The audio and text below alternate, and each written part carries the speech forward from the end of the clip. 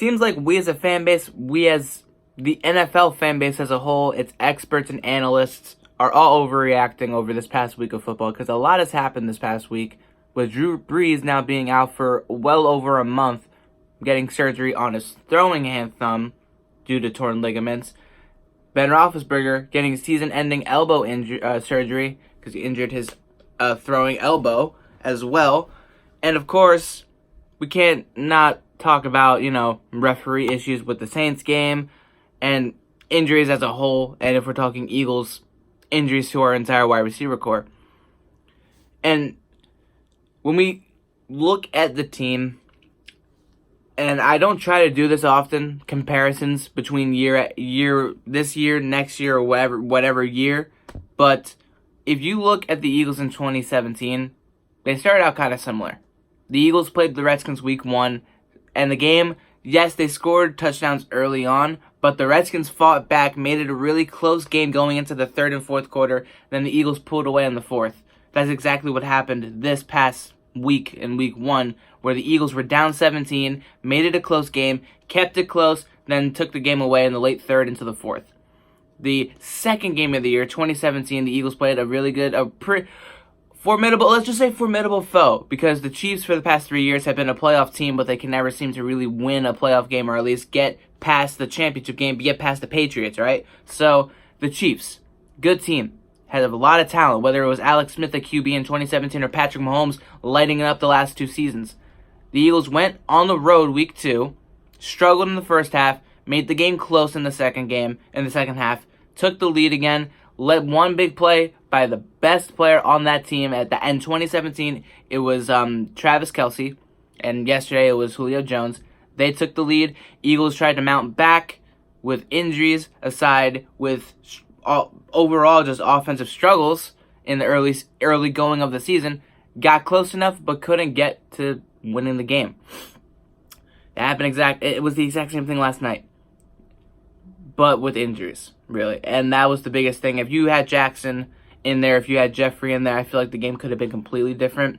And of course, if you take away Corey Clement's fumble on the kickoff return, and I mean, because when you look at both the teams last night, the Eagles and Falcons, neither one of them really looked that impressive. Matt Ryan threw 3 picks. Carson threw 2, and they were really bad, but that was when the offense as a whole was trying to figure out what the hell to do without their star wide receivers. You were out Dallas Goedert, Deshaun Jackson, and Alshon Jeffrey for the better half of the first quarter and second quarter as a whole. So scoring 6 points was kind of like a blessing in disguise, considering the fact that the defense kept the team within 4. It was just a matter of execution in the third quarter, but Corey Clement fumbles the football. You can't control that either, offensively at least. So I'm not going to compare what team is better after 2 weeks, okay? Record, as we go on record, Dallas is 2-0, Eagles are 1-1. Therefore, Dallas right now is the better team, yes, but we can't hide the fact that they played the Giants and the Redskins, 2 NFC East teams that, guess what, both the Eagles and Cowboys will sweep. So let's not get too excited over, the Eagles lost to the Falcons and looked really poor, and the Giants and the Cowboys have beaten 2 really easy opponents, and they're playing the Miami Dolphins, and they're gonna play the Saints without Drew Brees. It's like y'all are gonna go 4-0 without trying. Stop gloating so much about you and your easy-ass schedule. Wait until you play the Rams. Wait until you play the Packers. Wait until you play the Vikings. Those are teams that are actually going to make something out of a game. They're going to actually push you to your limits, at least in my opinion. And, of course, when we get there, the Eagles in October and December, of course we're going to push you to your freaking limit. Listen, right now, this was the perfect game. This was the game that we needed. Maybe without injuries, but we needed this wake-up call. The Redskins game was a slow start, and then boom, we looked like 2017 Eagles, right? 3 touchdowns, no turnovers, all that stuff. This game, it reminded me of the Chiefs game. It reminded me of the Buccaneers game, but that was a different situation with Foles as quarterback. And I saw good and bad in all stages, obviously. Defense let out 2 big plays that cost us big, 2 big-time touchdowns. Other than that, the defense turned the ball, or took the ball away from Matt Ryan 3 times, shut down the run, and kept Julio Jones in check minus the 1 4th down and 3. And the offense, yes, it sputtered in the first half specifically because it lost 3 of its playmakers all at the same time. You can't immediately make a game plan that can fix that problem. Over time, it did get solved. And over time, we weren't forcing the ball. We weren't running as much. The Falcons did a good job of stopping the run after the way that they got ran over by the Vikings last week. They managed to shut us down. I'll give them that.